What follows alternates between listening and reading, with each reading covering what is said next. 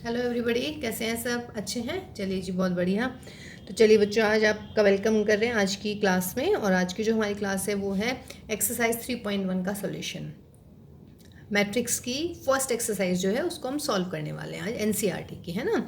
इससे पहले वाली क्लास में बेटा हमने आपको मैट्रिक्स की डेफिनेशन क्या होती है और उसको रिप्रेजेंट कैसे करते हैं, उसके टाइप्स, और उसमें अगर दो मैट्रिक्स इक्वल होती हैं तो क्या होता है, वो सारी चीज़ें आपको पिछले वाली क्लास में हमने डिस्क्राइब की हैं। ठीक है, अब जो हमने उसमें पढ़ा है अब उसका यूज़ हम करते हैं एक्सरसाइज नंबर 3.1 के सॉल्यूशन को करने में। ओके गाइज, तो चलिए क्वेश्चन नंबर 1 से स्टार्ट करते हैं हम। Question number 1 is if A is this matrix then we have to find these three things. First of all order, then how many number of elements, उसके बाद ये वाले जो एलिमेंट्स हैं इनको फाइंड आउट करना है। देखिए बहुत ही इजी क्वेश्चन है बेटा। ऑर्डर का मतलब है कितनी रोज़ हैं और फिर कितने कॉलम हैं। रोज़ का मतलब क्या होता है आपका, हॉरिजॉन्टल लाइन कितनी है, 1 2 3, तो रोज़ हो गई 3 बाय कॉलम कितने हैं, वर्टिकल लाइन, तो कॉलम यानी कि वर्टिकल लाइन का मतलब 1 2 3 एंड 4, तो उसका मतलब ऑर्डर हो गया इसका 3 into 4।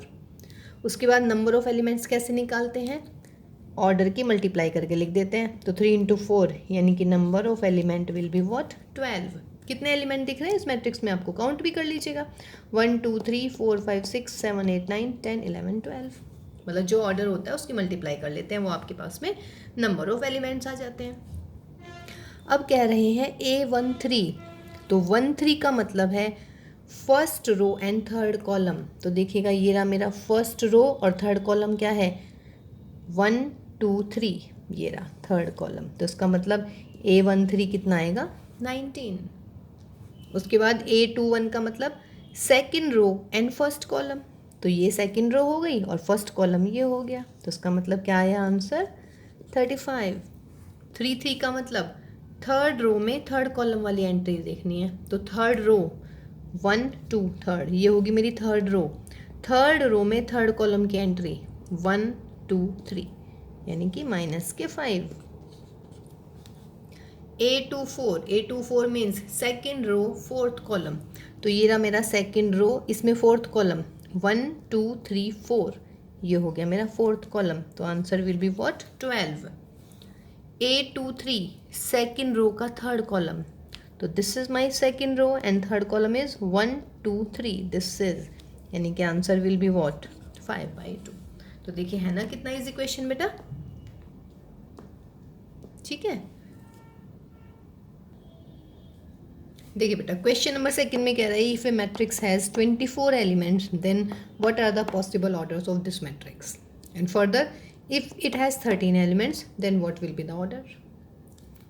ठीक है, तो देखिए नंबर ऑफ एलिमेंट्स है 24, तो number of elements means m into n आ गया मेरा 24, तो m रोज हैं और n कॉलम है।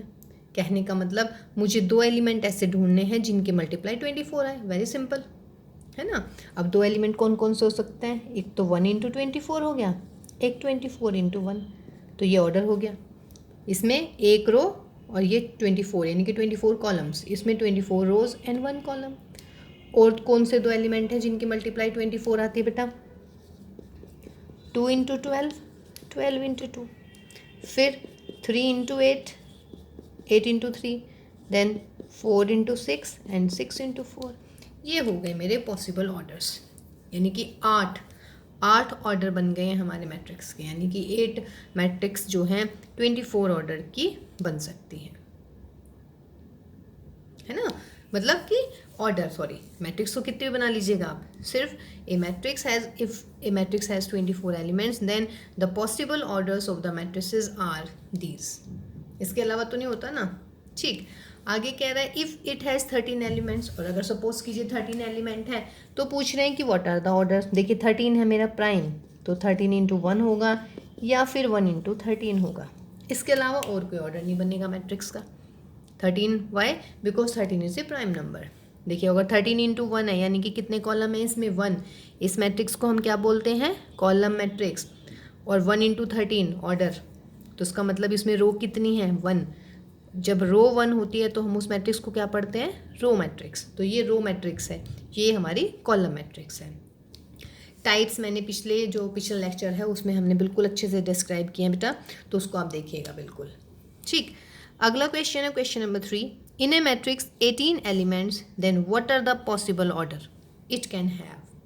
18 एलिमेंट्स हैं, तो 18 एलिमेंट्स में क्या क्या हो सकते हैं पॉसिबल ऑर्डर, 18 इंटू 1, 1 इंटू 18, या फिर 2 इंटू 9, 9 इंटू 2, या फिर 3 इंटू 6 और 6 इंटू 3। तो these are the possible orders of a matrix which having how many elements, 18 elements.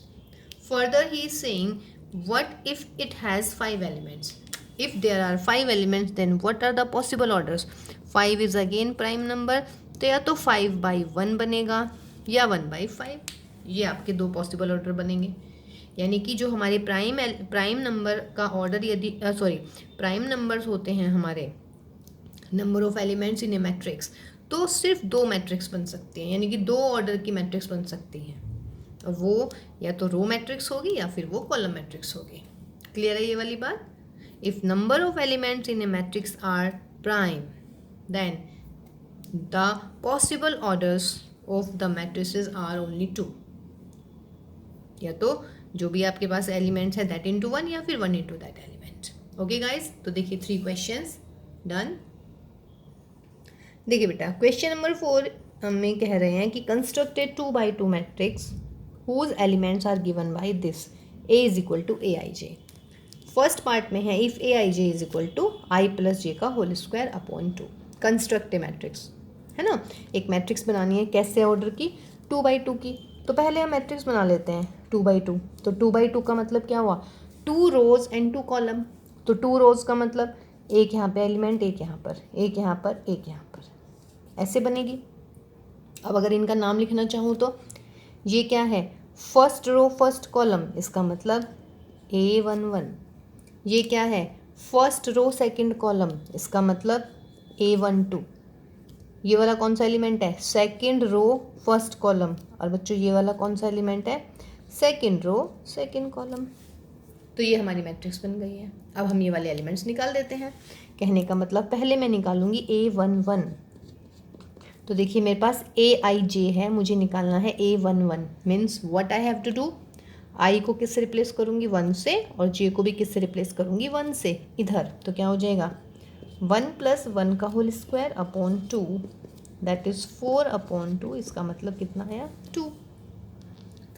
Next है A12। तो A12 यानी कि आई को किससे रिप्लेस करेंगे 1 से, और जे को किससे करेंगे 2 से। तो कर दीजिएगा, आई की जगह आपको क्या लिखना है बेटा 1, और जे की जगह क्या है 2। यहाँ पे जे है, इसकी जगह लिख दीजिएगा 2 स्क्वायर अपॉन 2, यानी कि 9 अपॉन 2। फिर आता है A21। A21 यानी कि ये है आई, तो आई को किससे रिप्लेस करेंगे 2 से, प्लस जे को किससे रिप्लेस करेंगे 1 से, इसका square upon 2, that is 9 upon 2। फिर आया A22। A22 मीन्स ये आई है और ये जे है, तो आई को भी 2 से बदलेंगे और जे को भी। यहाँ पे आई को 2 से बदल दीजिएगा और जे को भी 2 से, अपॉन 2, 4 यानी कि 16 अपॉन 2, दैट इज़ 8। तो आपके एलिमेंट्स आ गए सारे, A11, A12, A21 and A22। ये बात क्लियर हुई ना भाई। देखिए ये मुझे AIJ गिवन है, तो मैं आई और जे को रिप्लेस करूँगी जो भी मुझे चाहिए एलिमेंट। तो therefore matrix will be A11 की जगह 2, A12 की जगह 9/2, A2 की जगह भी 9/2, और A22 की जगह भी हमारा 8। तो that is my matrix A of order what 2/2, है ना। तो चलिए नेक्स्ट पार्ट करते हैं हम इसका। देखिए बेटा नेक्स्ट पार्ट में AIJ गिवन है I अपॉन J, वही 2/2 की मैट्रिक्स है हमारी। तो 2/2 में A11, A12, first row second column, first row first column, second row first column, second row second column. तो जब मैं A11 निकालूंगी तो क्या करूँगी, I की जगह 1 लिखूँगी, J की जगह 1 लिखूँगी, I की जगह 1, J की जगह 1, तो आंसर इज़ 1। फिर A12, I की जगह 1, यानी कि 1 अपॉन जे की जगह 2, तो आंसर इज़ 1 अपॉन 2। फिर आया मेरा A21, आई की जगह क्या लिखेंगे बेटा 2 और जे की जगह 1 यानी कि बचा 2। फिर आया A22, आई की जगह 2 और भाई जे की जगह भी 2, तो इज़ 1। तो देयरफॉर मैट्रिक्स क्या मिलेगी मुझे A11 1, A12 1/2, A21 2 और A22 1। एक बात और ख़ास बात, A12 और A21 में कंफ्यूज मत हो जाइएगा। A12 का मतलब है फर्स्ट रो सेकंड कॉलम, मतलब कि ये, और A21 का मतलब है सेकंड रो फर्स्ट कॉलम, मतलब कि ये। ठीक है, कभी आप इसको आगे पीछे लिख दोगे तो ये बिल्कुल गलत हो जाएगा। देखिए बेटा, क्वेश्चन नंबर 4 का थर्ड पार्ट है AIJ is equal to I plus 2J का होल स्क्वायर अपॉन 2। तो A इज इक्वल टू, ये हो गया हमारा पिछले पार्ट की तरह। तो A11 यानी कि I को 1 से रिप्लेस करूँगी, J को भी 1 से। I की जगह 1 लिखूँगी, J की जगह भी 1 लिखते हैं, और इसका हो जाता है स्क्वायर अपॉन में 2। तो व्हाट इज़ दिस 1 + 2 यानी कि 3 का स्क्वायर यानी कि 9 अपॉन 2। फिर आया A12, आई की जगह क्या लिखना है 1, और भाई जे की जगह क्या लिखना है 2। तो ये हुआ 2 × 2 का स्क्वायर यानी कि 4 + 1 यानी कि 5 का स्क्वायर 25, सॉरी, और ये अपॉन में 2 है। फिर आता है A21, अब की बार क्या करना है, आई की जगह 2 लिखना है, जे की जगह 1, ये AIJ है ना। तो आई की जगह 2 लिखिएगा और भाई जे की जगह लिखिएगा 1, और ये हुआ स्क्वायर और अपॉन में 2। तो 4 का स्क्वायर यानी कि 16 अपॉन 2, दैट इज़ व्हाट 8। फिर आया बेटा A22, आई की जगह भी 2, जे की जगह भी 2, तो आई की जगह 2 रखिएगा, 2 प्लस जे की जगह भी 2 रखिएगा, 2 × 2 का स्क्वायर अपॉन में 2। तो 2 2 ज़ा 4, 4 + 2 6 यानी कि 36 अपॉन 2, दैट इज़ 18। तो अपनी मैट्रिक्स बना लीजिएगा। A11 is 9 upon 2, A12 is 25 upon 2, A21 is 8 और A22 इज़ 18। तो दैट इज़ द मैट्रिक्स, है ना। तो आपको कंस्ट्रक्ट करनी भी आ सकती है मैट्रिक्स, ठीक है। चलिए बेटा, क्वेश्चन नंबर 5 थोड़ा सा, जैसे अभी हमने 2/2 की मैट्रिक्स बनाई है, इसमें ये कह रहे हैं कि 3/4 की मैट्रिक्स बनानी है। तो 3/4 का मतलब 3 रोज होनी चाहिए भाई, यानी कि 1 2 3 रोज, और कॉलम कितने 4, तो सेकंड कॉलम, ये हमारा third column, and that is our fourth column. ठीक है ना। अब इनके नाम लिख देते हैं। ये क्या होने वाला है, A11 ये फर्स्ट रो सेकंड कॉलम, फिर फर्स्ट रो थर्ड कॉलम, और फर्स्ट रो फोर्थ कॉलम। ये वाला second row first column, second row second column, second row third column, और भाई सेकंड रो फोर्थ कॉलम। फिर नीचे यहाँ पे third row first column, third row second column, third row third column, और भाई थर्ड रो आपका फोर्थ कॉलम। ये थोड़ा इधर कर देते हैं इसको, ठीक है जी। तो ये मिल गई है मुझे 3/4 की मैट्रिक्स। तो कहने का मतलब अब मुझे ये 12 के 12 नंबर फाइंड आउट करने हैं। ठीक, 3/4 यानी कि 3 × 4 यानी कि 12। तो ये 12 एलिमेंट्स हो गए, और 12 एलिमेंट्स निकलेंगे कहाँ से, इस वाली रिलेशन से। तो पहले हम निकालते हैं भाई A11। तो A11 का मतलब I को 1 से रिप्लेस करेंगे, J को भी 1 से करेंगे। इसका मतलब 1/2 माइनस का 3 प्लस का 1, मतलब कि 1/2 माइनस का 2, और माइनस के 2 का मोड का मतलब 2/2। तो A11 कितना आ गया मेरा 1। अब आया A12। A12 का मतलब क्या हुआ भाई, A12 का मतलब है मेरा I की जगह 1 लिखूँगी, माइनस के 3, और भाई J की जगह क्या लिखूँगी 2, तो माइनस के 3 + 2 यानी कि 1/2 माइनस का 1, और माइनस के 1 का मोड क्या हो जाता है प्लस, यानी कि ये हुआ मेरा व्हाट 1/2। फिर आता है A13, निकालिएगा A13। I की जगह 1, J की जगह 3। तो चलिएगा, I की जगह 1 लिखिएगा, माइनस के 3 प्लस जे की जगह 3 माइनस 3 प्लस 3 दैट इज़ 0, तो 0/2 सिंपल 0। फिर आया भाई A14, तो A14 का मतलब i की जगह 1 j की जगह 4, तो बेटा i की जगह 1 लिख लीजिएगा, i की जगह 1 माइनस के 3 j की जगह 4, 4 में से 3 गया 1, तो 1/2। तो आपके पास में 4 एलिमेंट आ गए हमारे, है ना। A11 यानी कि हमारी फर्स्ट रो कंप्लीट हो गई है, तो यहीं पे कर देती हूँ मैं। A11 की वैल्यू हमारी हो गई कितनी 1, A12 हो गया हमारा व्हाट 1/2, A13 इज 0 और A14 इज अगेन व्हाट 1/2। अब आते हैं हम सेकेंड रो पर। देखिए बेटा A21 तो क्या करेंगे, i की जगह 2 लिख देंगे, है ना, 2 3 6 माइनस और j की जगह फिलहाल 1, तो माइनस के 6 प्लस 1 यानी कि माइनस के 5 का मोड अपॉन 2, तो माइनस के 5 का मतलब 5/2।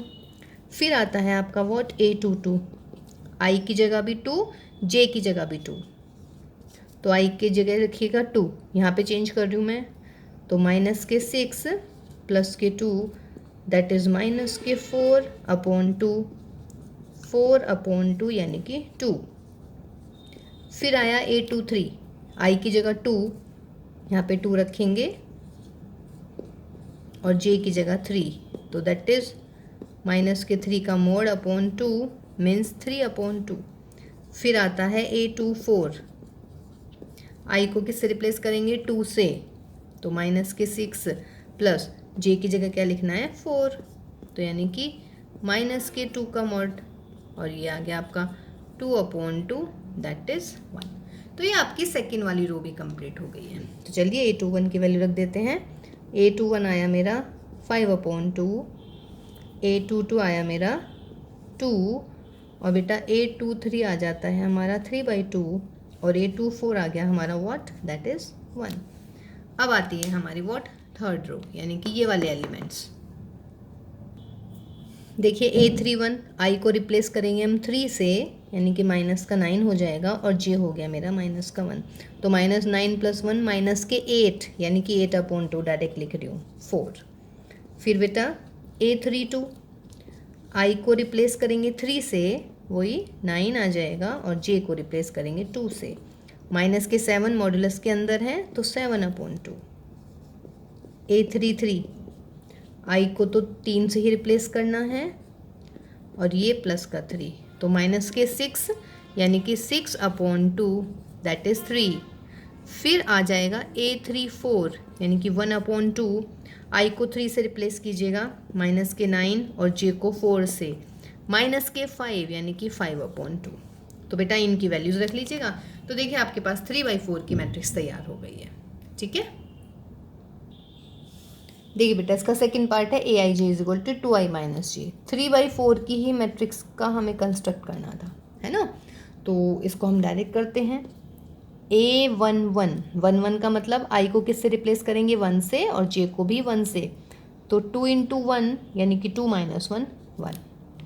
A12 i को करेंगे 1 से यानी कि 2, j को करेंगे 2 से, 2 - 2 इज़ 0। 13 i की जगह 1 j की जगह 3, तो 2 - 3 माइनस का 1। A14 i की जगह 1 j की जगह 4 यानी कि माइनस का 2। A21 क्या करेंगे, i को रिप्लेस किससे करेंगे 2 से, और j को 1 से, तो i को 2 से कीजिएगा, 2 2 = 4 माइनस के 1 दैट इज़ 3। 2 2 यहाँ पे 2 यहाँ पे 2, तो 2 2 = 4 माइनस 2 2। 2 3 यहाँ पे 2 j की जगह 3, 2 2 = 4 माइनस 3 1। 2 4 2 2 = 4, 4 minus 4 is 0। फिर आया A31, तो क्या करेंगे i को 3 से रिप्लेस करेंगे, 3 2 = 6 माइनस के 1 यानी कि 5। 3 2 i को 3 से j को 2 से, i को 3 से, 3 2 = 6 माइनस के 2 यानी कि 4। 3 3 3 2 = 6 माइनस के 3 यानी कि 3। 3 4 3 2 = 6 6 माइनस 4 यानी कि 2। तो that is my 3/4 matrix when a i j is equal to 2i minus j. कुछ नहीं करना है, जोन सा एलिमेंट आपको फाइंड आउट करना है, जिस भी एलिमेंट को आई और जे से रिप्लेस कर दीजिएगा राइट हैंड साइड पे, तो आपकी वो वैल्यू आ जाएगी। ठीक है, देखिए बेटा क्वेश्चन नंबर 6 में कह रहे हैं कि find the value of x y z from the following equations. Following equations देखिएगा, ये एक मैट्रिक्स है, ये भी एक मैट्रिक्स है, बोथ आर इक्वल। तो मैट्रिक्स इक्वल मीन्स देखिए ऑर्डर सेम है, और दूसरी कंडीशन क्या होती है, corresponding elements should be same. तो कॉरस्पॉन्डिंग एलिमेंट मीन्स ये 4 इज इक्वल टू होना चाहिए वाई के, फिर ये 3 होना चाहिए जेड के इक्वल, और भाई ये जो x है ये होना चाहिए इसके इक्वल। तो x इज इक्वल टू 1 आ गई एक्स वाई जेड की वैल्यू, और 5 इज इक्वल टू 5 तो दिख ही रहा है ना।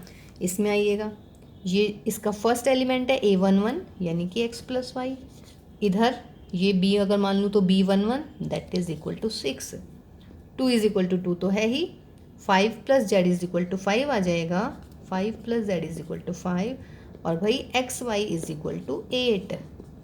अब देखिए यहाँ से सॉल्व करके यहाँ से z तो इजीली निकल गया, z इक्वल टू 0 आ गया।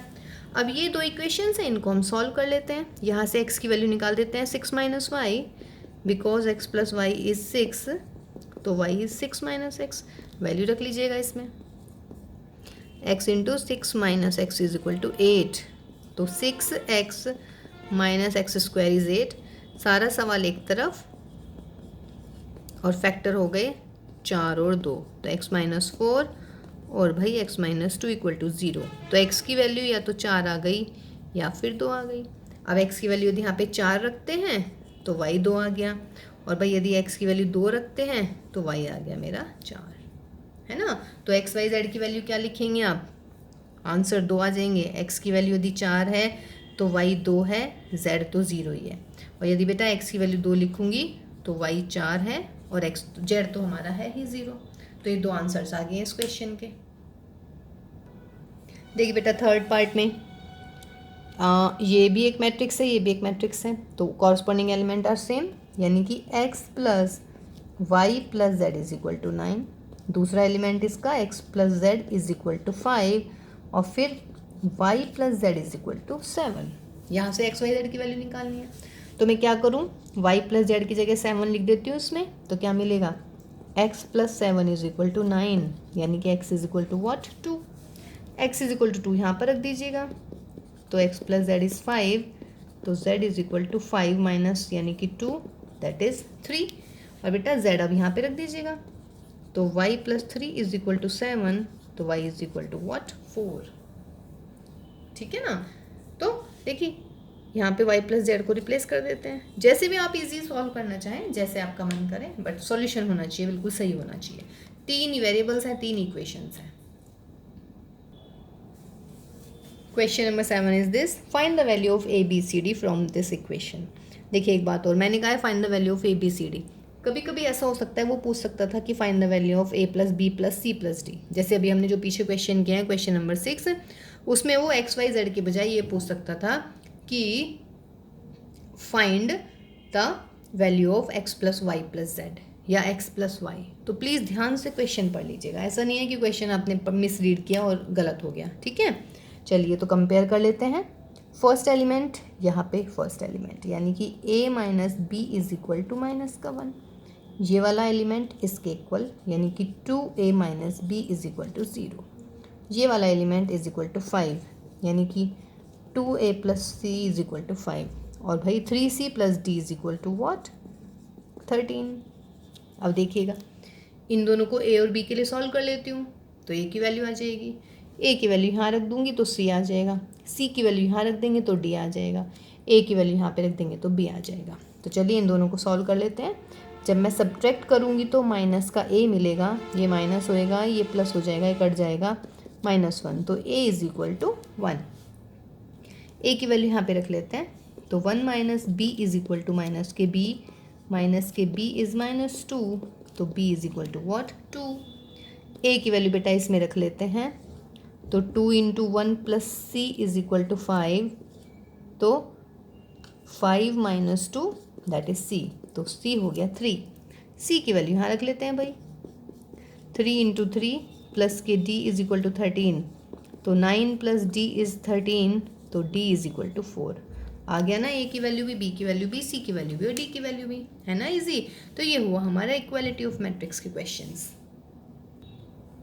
देखिए बेटा question number 8, just depend on the what definition of the square matrix.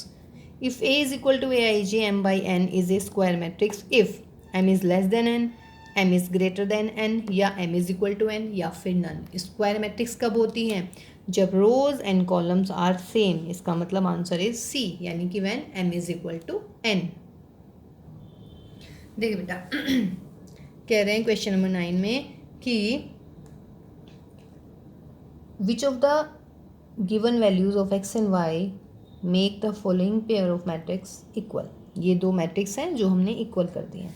तो पूछ रहे हैं कि x की मतलब आंसर क्या होगा, x is -(-1/3), y is equal to 7, या फिर x is equal to -(-2/3), y is equal to 7, या x इज़ -(-1/3), y इज़ -(-2/3), या फिर not possible to find, not possible to find. अब देखिएगा इसमें 4 ऑप्शंस हैं, अब इसको सॉल्व करते हैं। देखिए अगर मैं 3x + 7 = 0 रख देती हूँ तो ये हो जाएगा x इज़ -(-7/3), कोई सी भी वैल्यू नहीं है, x इज़ तो -(-7/3), तो डेफिनेट सी बात है नॉट पॉसिबल टू फाइंड आ रहा है ना। लेकिन जैसे मैंने x की वैल्यू निकाली, हो सकता है आप y की निकाल दें। तो यहाँ से देखिएगा आप क्या कर सकते हैं, y - 2 = 5, तो y इज़ इक्वल टू 7। अब आपको लग रहा है y इज़ इक्वल टू 7, तो यहाँ पे भी है, यहाँ पे भी है, इसका मतलब इन दोनों में से कोई सा आंसर हो सकता है। यहाँ से निकालिए y की वैल्यू, देखिए y की वैल्यू सेम और x की वैल्यू भी सेम आनी चाहिए, तब हम कहते हैं कि मैट्रिक्स इक्वल है। तो y तो सेम आ गया दोनों कंडीशन से, लेकिन अब इसको करो जरा यहाँ पर, 2 - 3x = 4, तो ये हो गया मेरा -(-2) इज़ इक्वल टू 3x। तो x कितना आया, -(-2/3)। क्लियर है ना। तो कभी आप सोचिए कि x की वैल्यू -(-2/3) और y is equal to 7, this is your answer. कभी आप ऐसा तो नहीं सोच रहे हैं, ये गलत है बेटा, क्योंकि देखिए सेम ही क्वेश्चन है हमारा। एक में x की वैल्यू -(-7/3) आ रही है, उसी में x की वैल्यू -(-2/3) आ रही है, तो ऐसा तो पॉसिबल नहीं हो सकता। तो इसका मतलब है not possible to find is the right answer. तो जल्दीबाजी बिल्कुल नहीं करनी है इस क्वेश्चन में। कभी आप सोचिए कि y की वैल्यू 7 आ गई है और x की वैल्यू आ गई -(-2/3), नहीं। देखिए x की वैल्यू -(-2/3) आ रही है, लेकिन जब मैंने यहाँ पे सॉल्व किया तो x की वैल्यू कितनी आई है, -(7/3). तो ये पॉसिबल नहीं है ना कि x तो एक ही है ना, x 2 तो है नहीं इस क्वेश्चन में, तो एक ही वैल्यू आनी चाहिए। ओके गाइज, तो उसका मतलब not possible to find is your right answer. देखिए बेटा लास्ट क्वेश्चन है आपका एनसीईआरटी का, क्वेश्चन नंबर 10 एक्सरसाइज 3.1 का। कह रहे the number of all possible matrices of order 3/3 with each entry 0 और 1, यानी कि 3/3 की ऑर्डर की कितनी मैट्रिसेस हम बना सकते हैं जिसके एलिमेंट या तो 0 हों या फिर 1 हों। अब देखिए 3/3 में कितने एलिमेंट आएंगे, 9 एलिमेंट आएंगे, है ना। अब यानी कि हमारे पास में 9 पोजीशंस हैं, हो गई है 9 पोजीशंस, ठीक है। चलिए जी, अब बेटा हर पोजीशन पे क्या क्या आ सकता है, यहाँ पे क्या आ सकता है, या तो 0 या 1। ये तो मैंने कहा है कि आपको ऐसी मैट्रिसेस निकालनी है 3/3 ऑर्डर की कि जिसके एलिमेंट या तो 0 हो या 1 हो, यानी कि या तो यहाँ पे 0 आ जाएगा या 1 आ जाएगा। सिमिलरली सेकंड पोजीशन पे या तो 0 या 1, यहाँ पर भी 0 या 1, यानी कि जितनी भी 9 पोजीशंस हैं हर एक को फिल करने के कितने तरीके हैं मेरे पास, 2 वेज हैं, है ना।